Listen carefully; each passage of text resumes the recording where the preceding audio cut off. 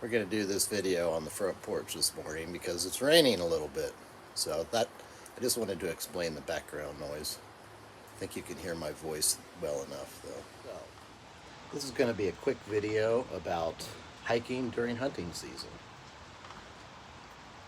You can go hiking during hunting season, but there's just some things you need to think about and be aware of, and I've been doing this a while, so I'm going to help you out here.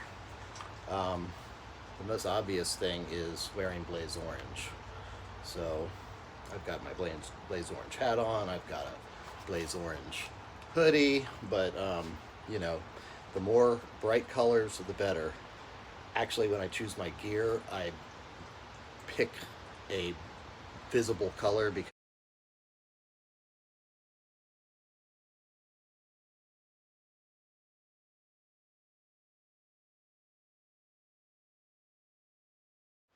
regardless of the color of your pack, if you've got some blaze orange on, you're going to be much more visible out there, and that's going to be safer. So you need to also be aware, you see pictures of hunters always have blaze orange. No, they don't, because during some hunting seasons, and some game animals can see color, so during some hunting seasons, they don't have to wear blaze orange. So they can be camouflaged, and you might not know they're there. Even if they have a little blaze orange, you might not know they're there. You want to try to avoid the times that hunters are out the most, like early morning and late evening. Just stay out of the woods at those times.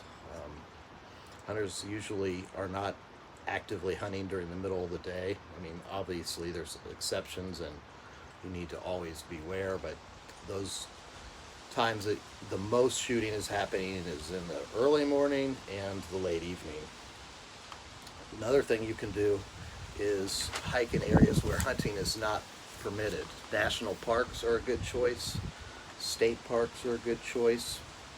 You need to be aware that there are sometimes wildlife management areas inside those parks that allow hunting, or they might have archery season or something. It's not a guarantee that there won't be hunting, and you've also got poachers, so you need to always just assume that somebody could be out there hunting, and wear your blaze orange. Another thing you can do is make a little bit of noise while you hike. When you're with another person, you can talk to each other. If you're a singer, you can sing. You can click your hiking poles together, rustle leaves.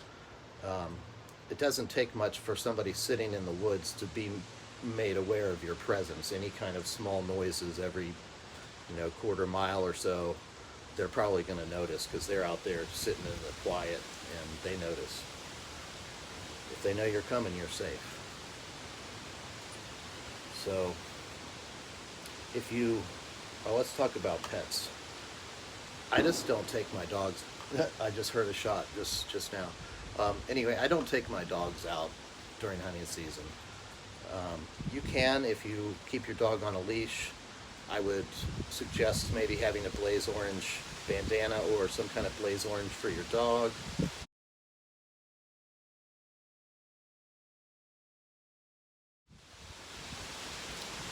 And if you can, just leave Fido at home. That's the safest thing for him. The other thing to be aware of with dogs is if there's a gut pile or some remains of an animal anywhere near the trail and your dog is off the leash, it's going to find it, and you're not going to be happy with the results of that. So, anything else? Be courteous. If you see a hunter on the trail, just move along. They're trying to have their experience, you're having your experience. Don't linger and ruin their experience unless they want to talk to you, and then engage in conversation. But most likely they're going to want you to leave the area so they can get back to what they were doing. And just remember that hikers and hunters have a mutual respect for the outdoors, mutual love for the outdoors.